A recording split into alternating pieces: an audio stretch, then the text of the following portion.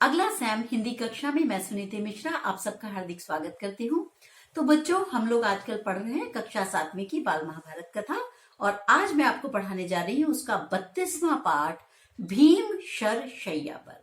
पिछले पाठ में आप पढ़ चुके थे कि किस प्रकार से विभिन्न मोर्चों पर युद्ध हो रहा था और पांडव सेना भीष्म पितामह के बाणों से किस प्रकार से त्रस्त थी, यहाँ तक कि श्री कृष्ण और अर्जुन भी उनके बाणों से बच नहीं पा रहे थे। दूसरी ओर भीमसेन अलग धूम मचा रहा था।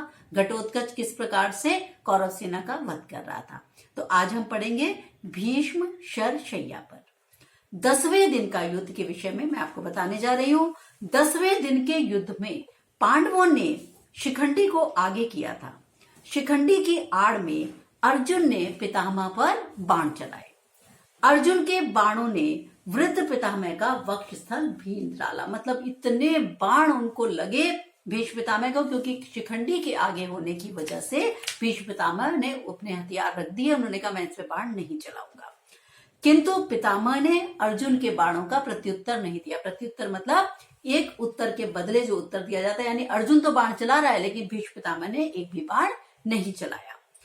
अर्जुन ने जब यह देखा कि पितामह तो कोई मेरा विरोध ही नहीं कर रहे, प्रतिरोध ही नहीं कर रहे, तो उसने मन को कड़ा करके तीखे बाणों से उन्हें बींधना शुरू किया। उसको अच्छा तो नहीं लग रहा था क्योंकि भीष्म पितामह तो उसके दादा थे, लेकिन उसके बाद भी उसने उसकी विवशता थी उनको जीतना, क्योंकि भीष्म के रहते वो पांडव सेना कभी कौरव सेना को जीत ही नहीं सकती थी। तो शिखंडी को आड़ बनाकर इन्होंने अर्जुन ने और तीखे बाण चलाए।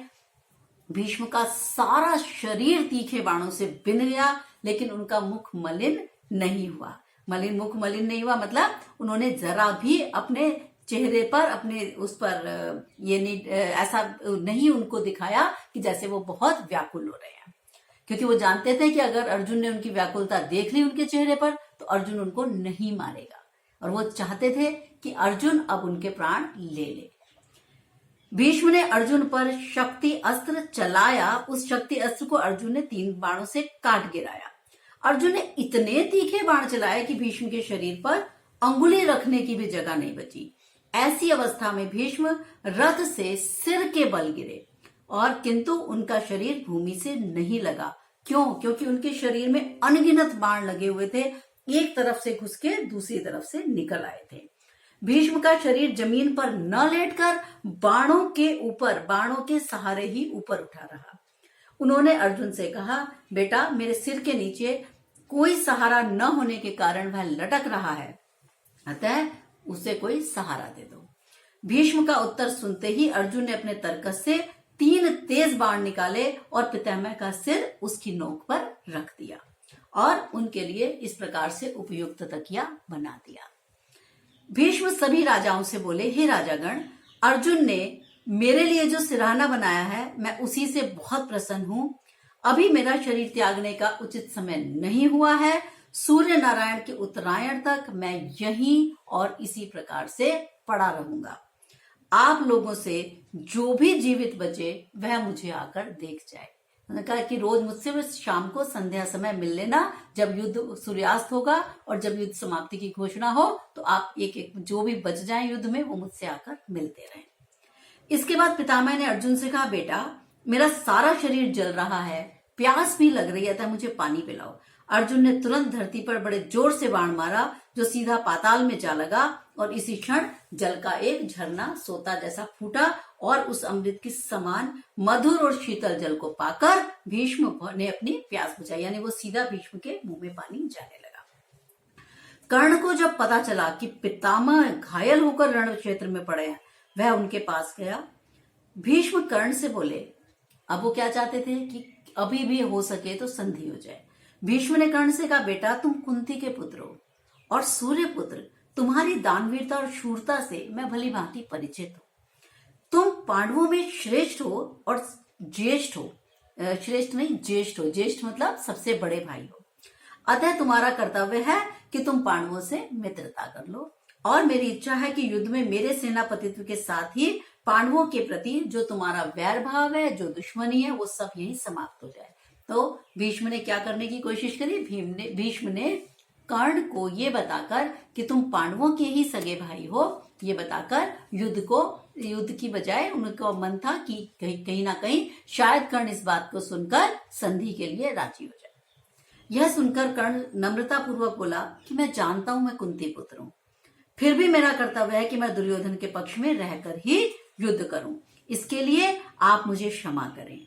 भीष्म ने कर्ण की बातों को ध्यान से सुना और कहा कि जैसे तुम्हारी इच्छा हो तुम वैसे ही कर लो, क्योंकि कर्ण ने कहा कि अब दुर्योधन मेरा परम मित्र है और इस समय पर अपने मित्र को धोखा देकर जाना ये मेरे स्वभाव की बात नहीं है, मेरे वश की बात नहीं है।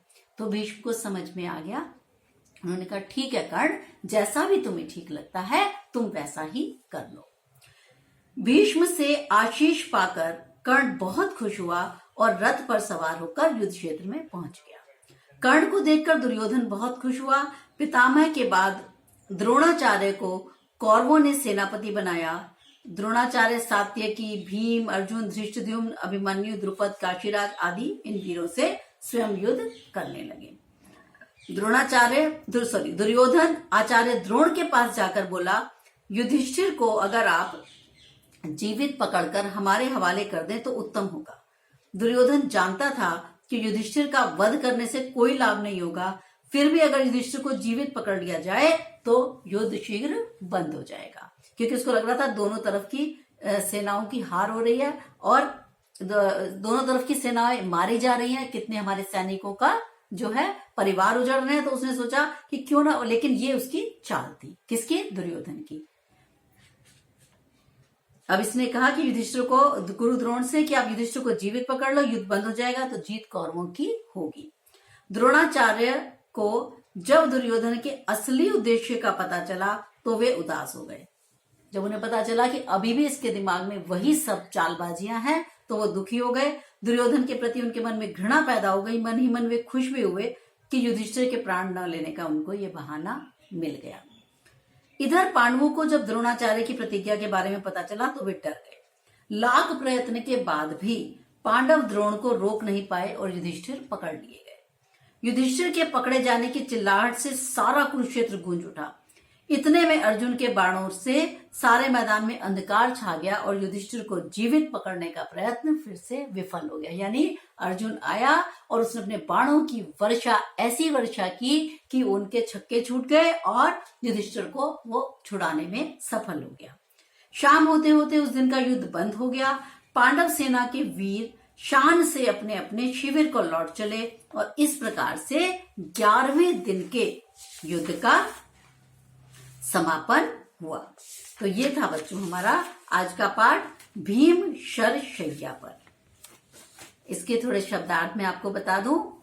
आड़ ओट, वक्षस्थल छाती, प्रत्युत्तर किसी बात के जवाब में कुछ कहना, प्रतिरोध विरोध करना, बींधना छेदना, मलिन उदास, प्राणहारी प्राण लेने वाला, शूरता वीरता, ज्येष्ठ बड़ा, आशीष आशीर्वाद, अद्वितीय जिसके समान दूसरा न हो, अनुरोध प्रार्थना, शिविर छावनी और उद्देश्य लक्ष्य या मकसद नाक में दम करना, परेशान करना। एक दो प्रश्न इसके देख लेते हैं जिससे आपको पाठ समझ में आ गया नहीं, आपको खुद को भी पता लग जाएगा। भीष्म जब शरशय्या पर पड़े थे तो अर्जुन से उन्होंने क्या मांगा? भीम जब शरशय्या पर पड़े थे तो उन्होंने अर्जुन से उपयुक्त सहारा, तकिया और पानी मांगा। भीम के शरीर त्यागने का उचित समय कब था? भीम के शरीर त्यागने का उचित समय सूर्य नारायण के उत्तरायण होने पर था। भीष्म के बाद किसे सेनापति बनाया गया? भीष्म के बाद गुरु द्रोणाचार्य को सेनापति बनाया गया। भीष्म जब घायल होकर युद्ध क्षेत्र में पड़े थे तब उन्होंने कर्ण और पांडवों में मेल कराने का प्रयास किस प्रकार किया? भीष्म ने कर्ण को बुलाया था और कर्ण से कहा था कि देखो, तुम जो हो कुंती पुत्र हो, तुम सारथी पुत्र नहीं हो। जब तुम पांडवों में सबसे बड़े हो, सबसे बड़े भाई हो, तो तुम राज्य संभाल लो और तुम इस युद्ध को चाहो तो अभी विराम दे सकते हो, बंद करा सकते हो और संधि का प्रस्ताव रख सकते हो। लेकिन कर्ण ने उनको कहा कि अब इतनी बात इतनी बढ़ जाने पर मैं अपने मित्र दुर्योधन के साथ इस प्रकार का व्यवहार नहीं कर सकता, मैं दुर्योधन को नहीं त्याग सकता। ऐसा सुनकर भीष्म ने कहा कि ठीक है, तुम्हें जैसा उचित लगे वैसा कर लो। तो बच्चों, ये था हमारा आज का 32वां पाठ भीष्म शरशैया पर। अगले पाठ में हम 12वें दिन का युद्ध पढ़ेंगे। तब तक के लिए मुझे आज्ञा दीजिए। नमस्कार।